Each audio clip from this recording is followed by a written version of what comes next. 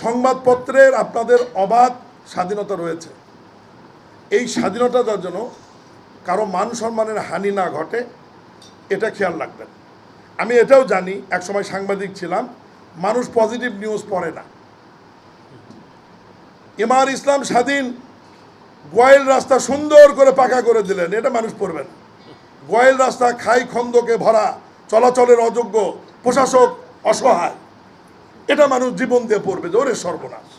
এটা বাস্তবতা। কিন্তু আমরা যেটা ভালো করছি এটা কেউ পড়বে না। আমি ছোট্ট একটা উদাহরণ দিই আপনাদেরকে।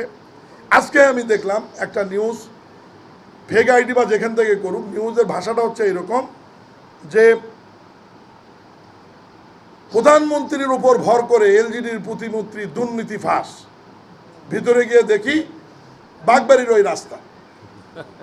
এবং এখানকার বগুড়ার অনেক গুরুত্বপূর্ণ সাংবাদিকেরাও তথ্য উপাত্ত না নিয়ে এই নিউজটা আপনারা করেছেন, অনেকেই করেছেন।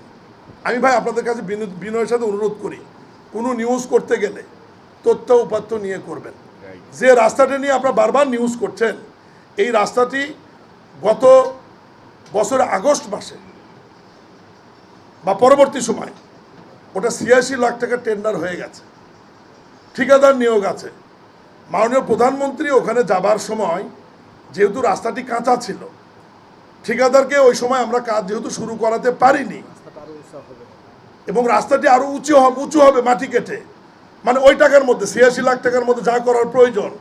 আপাতত প্রধানমন্ত্রী কোনো এলাকায় গেলে বৃষ্টি বাদল হতে পারে, এই সম্ভাবনাকে মাথায় রেখে আমরা ওই চলার পথটুকু ইট বিছিয়ে দিই বা খোয়া বিছিয়ে দিই বা রোলার দিয়ে রাস্তাটি সুন্দর করে দিই। যেহেতু উনি পায়ে হেঁটে চলাচল করবেন, খাল কাটবেন, খাল কেটে পায়ে হেঁটে ওনার বাড়িতে যাবেন, ঠিক জরুরি ভিত্তিতে স্থানীয় প্রশাসন ওই সময় ওই ব্যবস্থাটাই করেছিলেন। এখন সেই ইটটা যদি ভাড়া নেওয়া হয়, এটা তো খুব একটা অপরাধ হয়নি। নিউজটা আরও ভালো হতো যে চাঁদা করে ইট নিয়ে এসে করছে। নিউজটা তো না, ভাড়া করে ইট নিয়ে এসে স্থানীয় প্রশাসন আপাতত মাননীয় প্রধানমন্ত্রী চলাচলের ব্যবস্থা করেছেন।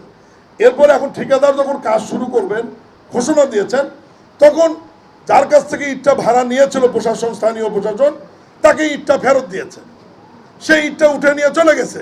এবং আজকে আপনার সরজমিনে গিয়ে দেখতে পারবেন যে নিয়োজিত ঠিকাদার সে অলরেডি কাজ শুরু করেছে, এবং সে মাটি কেটে রাস্তাতে বালু ভরাট করবে, বালু ভরাট করে উঁচু করবে, এরপরে ইট বালু খোয়া মিশিয়ে WBM করবে, WBM এর পর আবার ইট দিয়ে রোলার দিয়ে যা করার প্রয়োজনীয় কাজ করবে, এরপরে কার্পেটিং করবে। পুরো কাজটা শেষ হতে হয়তো 15 দিন বা 1 মাস সময় লাগবে।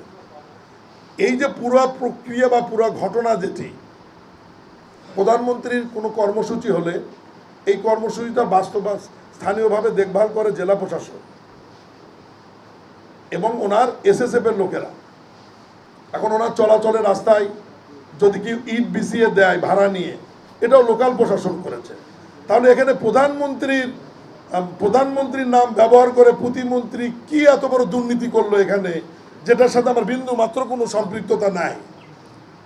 এই ধরনের নিউজ থেকে আপনাদেরকে আমি বিরত থাকার জন্য অনুরোধ করছি। আমাদের যদি আমার বা প্রশাসকের, আমরা যারা কাজ করছি আপনাদেরকে নিয়ে, আমাদের তো ভুল ত্রুটি থাকতেই পারে। প্রথমে আমাদেরকে ওভার টেলিফোনে সজাগ করবেন যে আপনাদের এটা ভুল হচ্ছে। আর একদম যদি না শুনি আর বড় ধরনের যদি অন্যায় করেই থাকি, আপনাদের তো নিউজ করার এখতিয়ার আছে, ক্ষমতা আছে, সেটা তো অবশ্যই করবেন আপনারা। এটা আমরা না করছি না।